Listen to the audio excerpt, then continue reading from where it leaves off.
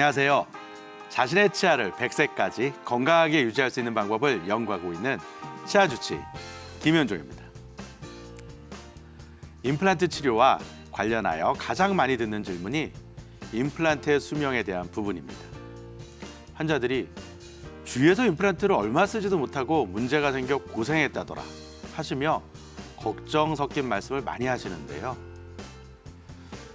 자, 그럼 임플란트의 수명을 좌우하는 원인은 무엇일까요? 최근에는 수명이란 말 대신에 건강 수명이라는 말을 많이 사용하고 있습니다. 살아있는 자체도 중요하지만 생활에 지장이 없을 만큼 잘 먹고 활동하는 것을 진정한 의미의 수명으로 인식하자는 것이죠. 같은 의미로 임플란트의 수명에 관해서는 학술적으로 성공률이라는 말과 생존율이라는 말을 달리 표현하고 있는데요. 학술적으로는 생존율보다는 성공률이 훨씬 엄격하게 평가됩니다. 때문에 치과 의사들이 받아들이는 학술적인 임플란트의 성공 기준은 통상적으로 임플란트 주위가 붓거나 아프지 않고 신경 손상이나 감각 이상이 나타나지 않아야 하는 것들을 말합니다. 또 시술 1년 이후에 방사선 사진에서 임플란트 주위에 수직적으로 0.1mm 미만의 골파괴가 관찰되지 않으면, 그리고 치아의 신비성도 어느 정도 인정돼야 성공으로 받아들이고 있죠. 그러나 이렇게 엄격한 기준으로 모두 다 잘 관리된다면 좋겠지만 문제가 생기는 경우도 있습니다. 가장 흔하게는 임플란트를 심은 자리가 아프거나 붓고 피가 날 수도 있고요. 때로는 임플란트 치아가 움직이는 경우도 있습니다. 그럼 임플란트와 관련된 대표적인 염증 증상을 비교해 보겠습니다. 먼저 임플란트 주위의 잇몸에 생기는 염증을 임플란트 치은염이라고 하는데요.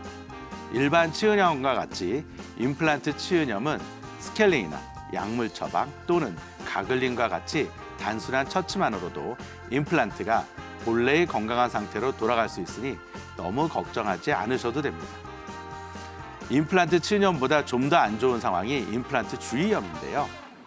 치주염과 비슷하게 잇몸뼈가 손상된 상태이기 때문에 염증 처치나 수술을 필요로 하는 경우가 더 많습니다.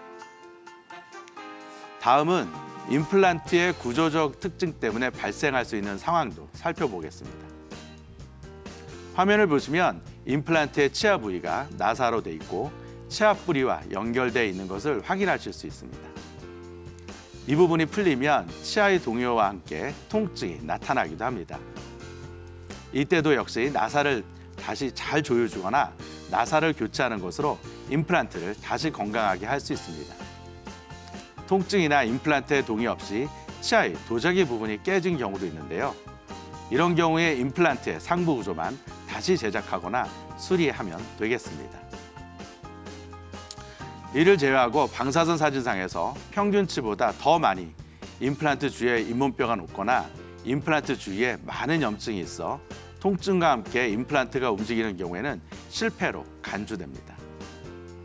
이러한 상황을 토대로 다시 임플란트의 수명에 대해 정리해보면, 적절하게 관리된 임플란트의 경우에는 10년 이상의 성공률이 약 92에서 96% 정도, 16년에서 20년 이상의 성공률이 82에서 85% 정도로 보고되고 있는데요.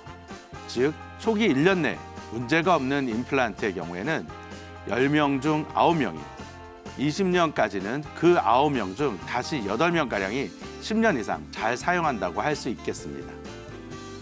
그렇지만 가장 중요한 점은 임플란트 시술 후 정기검진을 잘 받지 않거나 이갈이 습관, 흡연, 잇몸 질환에 대한 치료가 조기에 이루어지지 않으면 관리되지 않은 건물이나 자동차처럼 임플란트의 수명도 짧아질 수밖에 없다는 사실을 기억해야 합니다.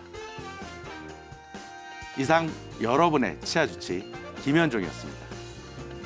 감사합니다.